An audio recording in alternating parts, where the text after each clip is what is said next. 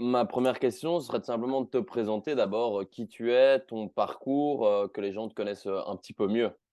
Alors, comme d'habitude dans les podcasts, alors moi je m'appelle Guise Guelaya, j'ai 28 ans, je suis l'auteur d'une chaîne YouTube qui s'appelle Geek and Fit et de tous les réseaux sociaux associés à cette chaîne YouTube-là. Je fais de la vulgarisation des sciences du sport et de l'exercice, et de la nutrition surtout, des sciences du sport et de l'exercice. Euh, mais je me concentre vraiment surtout sur l'aspect sportif parce que moi c'est ma spécialité. En termes de formation, j'ai juste un BPGEPS, pas plus. En fait, ce que j'ai fait, c'est que en guise de sport, j'ai commencé le kendo, qui est mon art martial. Alors, j'en avais fait plein d'autres avant, hein. J'avais tourné un peu dans plein de sports, mais j'étais pas très compétitif, j'étais pas très sportif, mine de rien, malgré le fait que ma mère ait voulu m'y mettre. Mais j'ai commencé le kendo, qui est vraiment mon sport et mon art martial, à 13 ans. Euh, et, euh, et en fait, j'ai réussi au fur et à mesure des années à devenir compétiteur national et international dedans. Et ce qui fait que maintenant, je continue à être compétiteur. Voilà, je pense que je continue à devenir meilleur. Parce qu'en fait, on peut devenir meilleur jusqu'à tard en kendo, hein. Les champions du monde sont aux alentours de 35 ans, quelque chose comme ça. Donc, on est. Voilà. Et, euh, et dans l'idée, ce qui a fait que je me suis intéressé aux sciences du sport, c'est qu'on disait beaucoup de bêtises et que dans le kendo en particulier, il y a très peu de gens qui s'intéressent à la préparation physique. Et je voulais devenir meilleur, donc il a fallu que je m'y mette. Et c'est ça qui m'a conduit derrière à vouloir faire mon BPGEPS, à me renseigner énormément sur toute l'épistémologie, sur comprendre en fait d'où vient la connaissance et du coup pouvoir essayer d'apporter à mon échelle cette connaissance-là en débunkant les idées reçues, parce qu'en fait dans le milieu du sport, ce qui est vraiment dommage, c'est qu'on a beaucoup de charlatans. C'est une industrie qui est remplie oui, de personnes en fait qui veulent faire leur beurre, qui se foutent finalement paradoxalement de la vie des gens tant que eux peuvent améliorer la leur. Voilà. Donc c'est un peu mon combat de tous les jours et puis nécessairement pour arriver à faire ça, il faut avoir des connaissances. Il faut du coup être capable comment dire, d'opposer en fait les dernières trouvailles, on va dire scientifiques, au bullshit ambiant. Donc c'est ce que j'essaie de faire. Donc c'est pour ça que je me renseigne beaucoup. Voilà. Ouais, non, ouais, je vois que tu te renseignes beaucoup et ça, c'est cool. Et que tu partages aussi énormément d'études ou de posts. Ça, je trouve ça hyper intéressant aussi.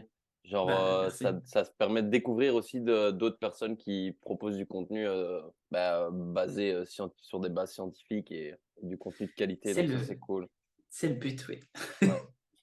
Et donc aujourd'hui, enfin, on en avait déjà discuté, mais on va aborder la contraction volontaire. Mais avant de parler de ça, ce serait juste de savoir qu'est-ce que c'est une contraction musculaire, comment ça se passe dans le corps et tout ça pour ceux qui ne connaîtraient pas. Alors, en fait, une contraction musculaire, c'est le fruit alors, il y a plein de types de muscles déjà, il faut bien le comprendre. Enfin, on a les muscles striés squelettiques. Ce sont ceux en fait qu'on va utiliser, qu'on va pouvoir contracter nous volontairement. On a d'autres muscles, qui sont les muscles lisses, on a le muscle cardiaque qui est un peu un muscle particulier, voilà. Mais de façon globale, les muscles striés squelettiques, ce sont ceux qui vont nous intéresser. Et donc, pour les contracter, ces muscles-là, on a besoin d'envoyer en fait un signal moteur. Basiquement, c'est le cerveau qui va via un motoneurone dire à une cellule musculaire, enfin, en règle générale, c'est à des fibres musculaires, hein, c'est à plusieurs fibres musculaires en même temps, hein. C'est pas un motoneurone par fibre musculaire.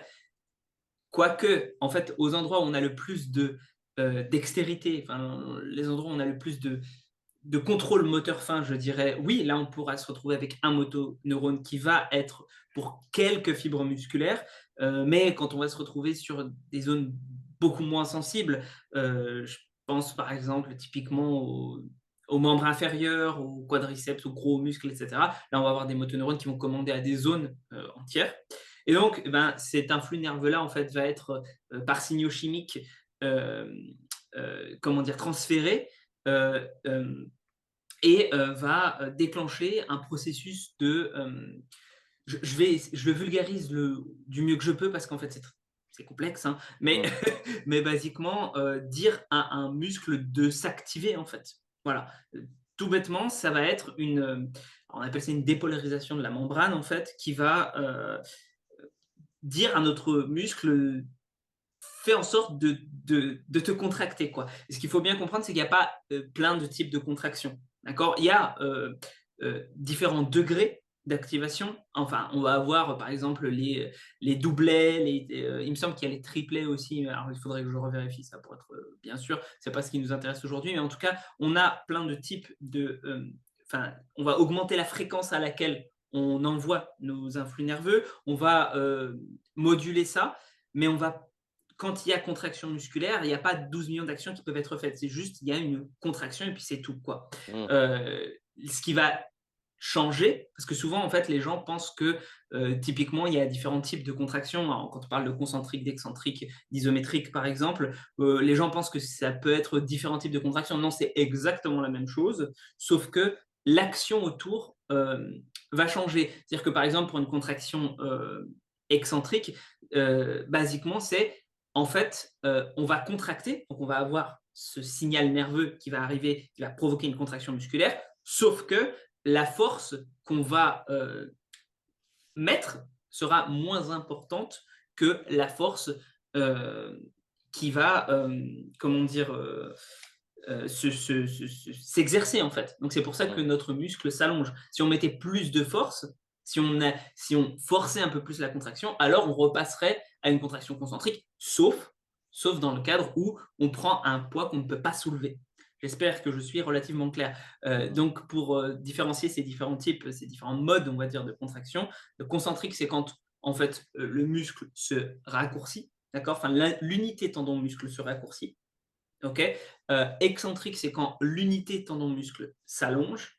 Et isométrique, c'est quand l'unité tendon-muscle reste pardon, au même point. Chose qui, il faut différencier, encore une fois, quand je dis l'unité tendon-muscle, on n'est pas sur juste le muscle. Parce que le muscle, en fait, dans une contraction isométrique, souvent va avoir tendance à se contracter, mais le tendon va s'allonger. Et c'est ça Mmh. qui va créer en fait une isométrie. C'est-à-dire que l'articulation en elle-même ne bouge pas, mais ça change certaines choses, notamment au niveau des propriétés de la contraction. C'est-à-dire elle va pouvoir permettre souvent une meilleure restitution d'énergie, puisque c'est le tendon qui va prendre le pas sur le muscle. Voilà. Ouais, c'est ça, ouais, mais c'est bien de le parler, enfin de dire ça pour l'isométrie parce qu'on n'a pas on pense qu'il y a rien qui se passe pendant l'isométrie, mais il y a pas rien qui se passe. C'est ça. Mais du coup, maintenant, bah, on peut entendre quand même pas mal, parler en musculation, tout ce qui est contraction volontaire, mais au final, j'ai l'impression que personne sait trop, ce que c'est. Est-ce que ça sert à quelque chose? Donc pour toi, allez, comment tu expliquerais enfin, c'est quoi la contraction, volontaire? Alors en fait, il y a une espèce de grosse confusion autour de ce terme-là parce que un muscle strié squelettique, je pense, à part le diaphragme, enfin les muscles respiratoires, c'est forcément une contraction qui est au moins, comment dire, partiellement volontaire. C'est-à-dire que même si tu ne sens pas que tu vas contracter ton muscle, ça vient bien d'une action de ta part. Ce qu'il faut bien comprendre, c'est que le corps humain, en fait, il ne fait pas de distinction muscle par muscle. C'est-à-dire, on va avoir des schémas moteurs, on va avoir des patterns qui vont être enregistrés. Souvent, on parle de rythme, en fait. C'est-à-dire que souvent, c'est par rythme que ça se fait. Enfin bon, mais le muscle en lui-même va être utilisé par le système nerveux pour remplir sa fonction dans un rythme donné. Et on ne va pas se concentrer sur un muscle. Pour illustrer ça, je vais parler de l'écriture, par exemple, ou d'une signature. D'accord. Je suppose que, est-ce que tu es droitier, tu es gaucher? Droitier. Tu es droitier. Je suppose que tu n'as jamais écrit de ta main gauche ou si peu. Tu vois ce que je veux Ouais. dire? Pourtant, si jamais on te demande d'écrire de ta main gauche, tu écriras moins bien. Mais tu seras capable d'écrire quand même. Tu pourras faire des mots, etc. Pourquoi? Alors que pourtant, tu n'as jamais utilisé ces muscles-là comme ça, bah parce que ça tient vraiment du schéma moteur. Et c'est pareil, si on te demande de prendre euh, de faire une signature, par exemple. Tu vois, tu fais ta signature, mais sur un grand tableau, d'accord? Je suis à peu près sûr que tu n'auras jamais utilisé ces muscles-là pour faire ta signature. Tu n'as jamais signé un document en prenant l'espace d'un tableau. Donc, tu vas mettre en route tes muscles de l'épaule, etc., qui ne sont jamais engagés pour écrire, enfin, pour faire une signature de façon globale. Et pourtant, tu vas réussir à le faire sans trop de soucis.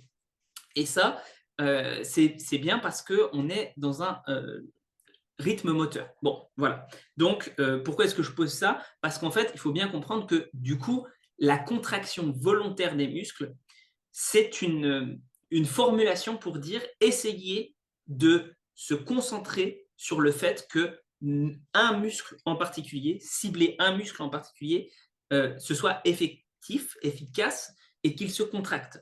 D'accord? Et c'est ça, véritablement, la contraction volontaire. C'est se concentrer sur la contraction d'un muscle lors d'un mouvement. D'accord? Une fois qu'on comprend ça, on comprend l'intérêt aussi de ça. Parce qu'on se dit, bah, si on arrive à mieux contracter notre muscle lors d'un mouvement, alors on pourra rediriger la tension de ce mouvement plus vers ce muscle-là. Parce qu'on sait qu'en fait, il y a plein de muscles qui sont synergiques de façon globale dans un mouvement. Hein. On va prendre l'exemple d'un curl biceps. Bon, eh ben, il y a plein de fléchisseurs du bras. En fait, on dit curl biceps, mais en réalité, ça ne cible pas que les biceps. Ça cible le brachioradial, le brachial antérieur quand on parle des muscles moteurs. Eh bien, en fait, si jamais on se fait une contraction volontaire, entre guillemets, l'idée, ce serait de plus se concentrer sur le biceps. Et donc, de faire en sorte potentiellement de générer plus d'hypertrophie pour ce muscle-là. Voilà. Donc, ça augmenterait l'activation musculaire de faire de la contraction volontaire. C'est prouvé scientifiquement, ça? Alors, non. Et c'est ça qui est la vraie question, en fait. C'est-à-dire que là, je te l'ai présenté comme les bodybuilders aiment à le présenter, c'est-à-dire il y a une meilleure activation musculaire, donc on a enfin, une meilleure activation musculaire, en tout cas on le ressent plus, donc on a de meilleurs gains sur cette partie-là. Euh, Est-ce que c'est prouvé que ça fait avoir de meilleurs gains? Non. C'est pas prouvé que ça fait avoir de meilleurs gains, en tout cas pas d'après les études que j'ai lues. Moi, de ce que j'ai lu en revanche, c'est qu'on peut, si on se concentre sur la contraction de nos biceps, avoir des gains similaires à une intensité de, il me semble, 70% de l'ARM proche de l'échec musculaire. Donc, sur évidemment un exercice de curl, hein, parce que il y a des exercices qui sont plus ou moins faciles à isoler. Par exemple, bon courage pour les squats pour arriver à sentir plus tes quadriceps sur des squats lourds, par exemple, que tes fessiers ou je sais pas quoi. Là, ça va être très compliqué. On va dire sur des exercices déjà d'isolation, qui sont les exercices sur lesquels on va pas commencer à casser du sucre sur le dos des bodybuilders. Ce sont des exercices sur lesquels la plupart des bodybuilders se concentrent. Hein. Je vois très peu de gens faire ça sur les gros exos. Sur les gros exos, en règle générale, les gros exos polyarticulaires ne cherchent pas à faire de la contraction spécifique, d'isolation spécifique, ils cherchent juste à pousser lourd. Voilà. Mais sur ces petits exercices-là, donc, on a cette étude-là qui montre ça. D'accord? On se dit, bon, alors c'est équivalent. Oui, mais deux choses. Premièrement, la variabilité était beaucoup plus grande dans le groupe de ceux qui ont fait la contraction volontaire. Et ça, on pourrait l'attribuer, enfin, moi en tout cas, c'est ma vision des choses, au fait que tout le monde n'arrive pas nécessairement à sentir ses biceps se contracter. Donc, en fait, même si on dit à quelqu'un, vas-y, force à fond la contraction, ben, s'il n'a pas une bonne connexion euh, proprioceptive, on va dire, au niveau de ses biceps, bah, il va peut-être pas y arriver, tout simplement. Et ça, on peut l'augmenter, par exemple, en touchant notre muscle. Hein. Donc, on peut augmenter notre proprioception. Donc, ça, potentiellement, on peut pallier. D'accord? Maintenant, l'autre chose, c'est que ils ont mesuré l'hypertrophie aussi des triceps. Et ils se sont rendus compte que l'autre côté, en fait, ne grossissait pas quand tu faisais euh, du, euh, du curl avec un poids, avec une charge, mais les triceps grossissaient quand on faisait de la contraction volontaire. D'accord? Alors, c'est quoi finalement la contraction volontaire? Pour moi, l'essentiel du temps, c'est une co-contraction. je ne vois pas en fait dans quel cadre ça ne pourrait pas être relié à autre chose qu'une co-contraction. C'est-à-dire activer à la fois ces muscles agonistes et ces muscles antagonistes. Parce que la tension en fait qu'on va générer en plus dans notre muscle agoniste, il faut bien qu'elle vienne de quelque part. Mm. On ne peut pas la faire émerger comme ça. Si tu veux réussir à avoir un petit peu plus de, comment dire, de ciblage, d'hypertrophie en fait d'un muscle, il faut bien lui faire ressentir une tension supplémentaire. Et pour ça, eh ben, oui, on peut la générer avec le muscle qui est censé faire le mouvement opposé. Et donc, finalement, la contraction volontaire, c'est une co-contraction. Une fois qu'on comprend ça, les choses s'éclairent en fait. On se dit, même avec des charges faibles, même si tu prends une charge relativement faible, si tu génères de l'autre côté assez de force pour lutter contre une tension acceptable, en fait, oui, tu vas générer de l'hypertrophie, quoi. Et Mhm. c'est pas une mauvaise méthode en elle-même. Mais, et c'est là que ça devient un peu plus complexe, c'est que pourquoi est-ce que tu fais de l'hypertrophie? Quel est ton objectif quand tu fais de l'hypertrophie? Si jamais tu fais de l'hypertrophie pour du bodybuilding, pour avoir un corps plus harmonieux, pourquoi pas faire de la contraction volontaire? D'accord?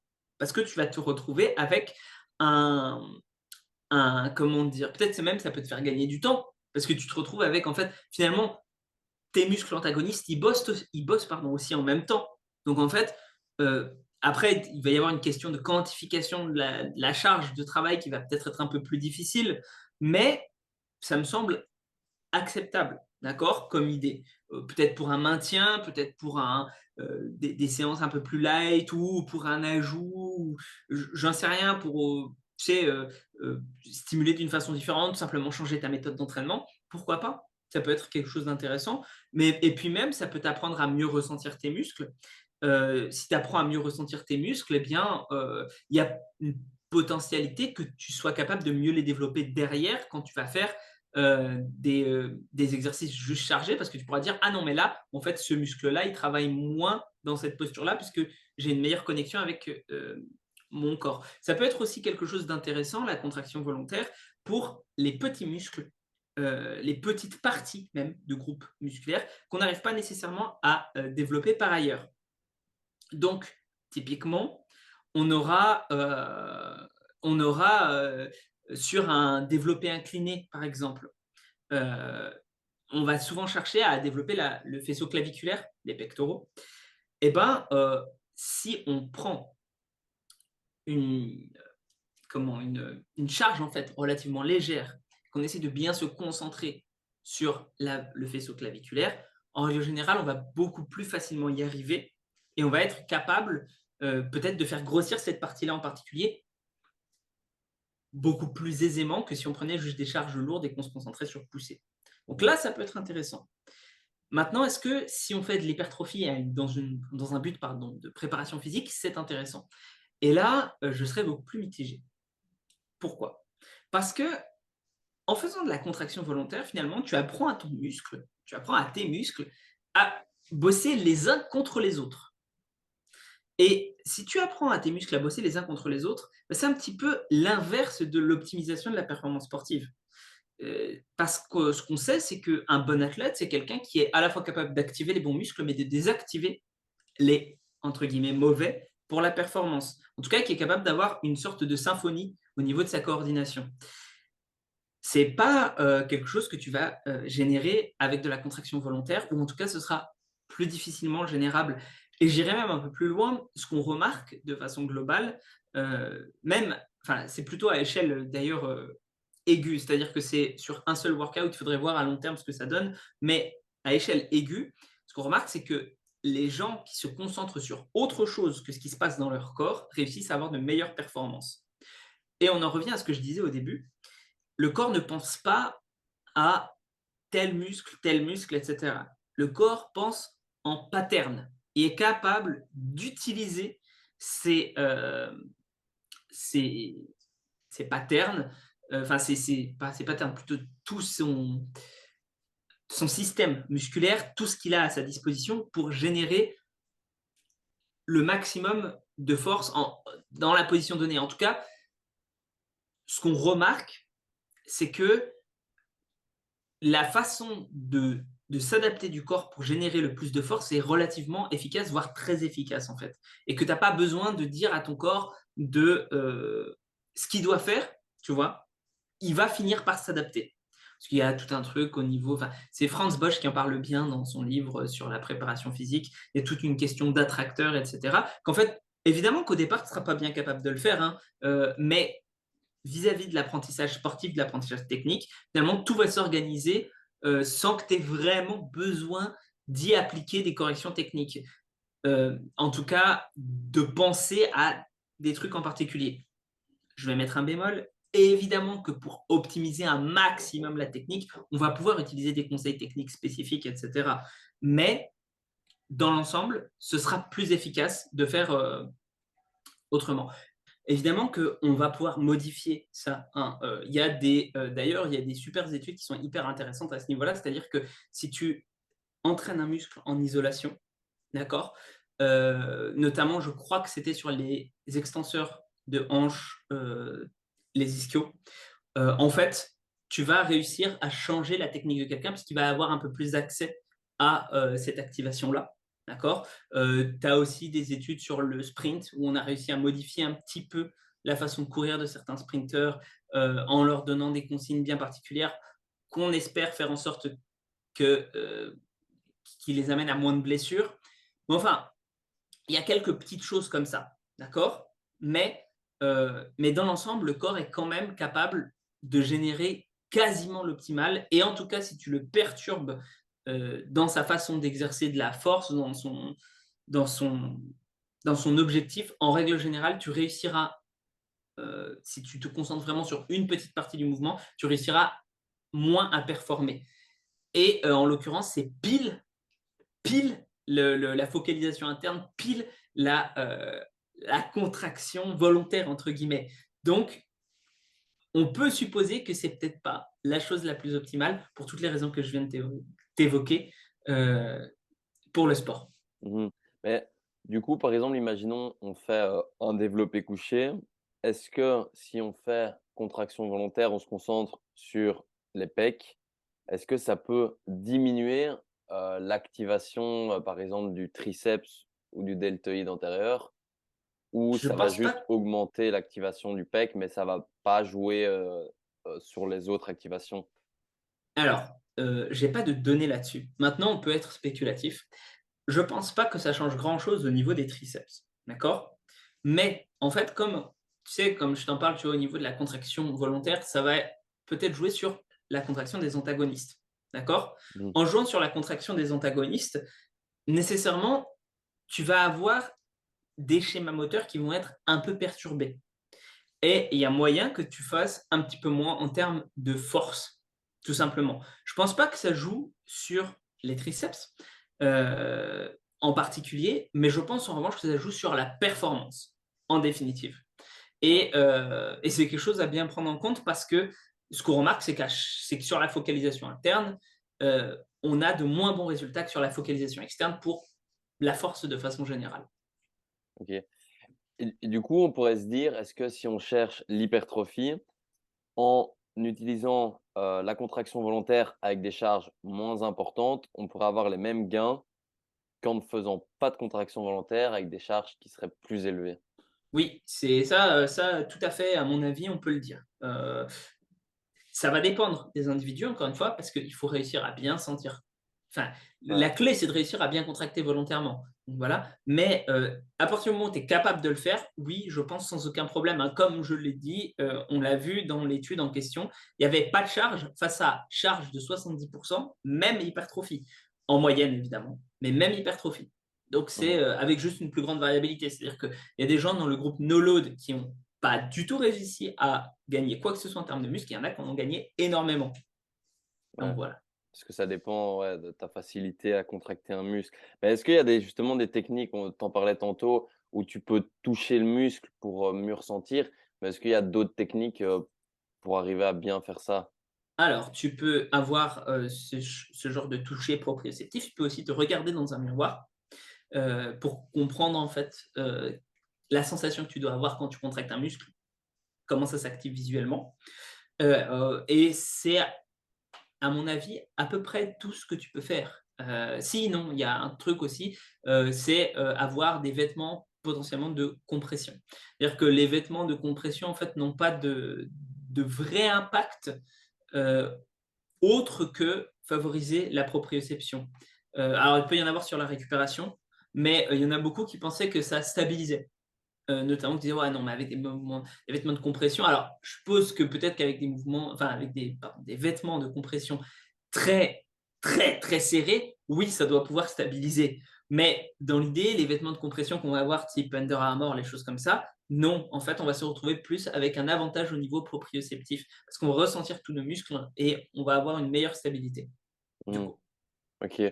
Mais du coup, on pourrait f la contraction musculaire, on peut le faire avec, enfin, elle a de l'intérêt avec n'importe quelle charge ou Je pense que en fait, ce qu'on remarque dans les études, hein, voilà, de façon globale, c'est plus on se rapproche d'une charge maximale, heu, donc peut-être au-delà de 80 de l'ARM, quelque chose comme ça, moins on va être capable, en fait, de se concentrer sur, une contraction volontaire.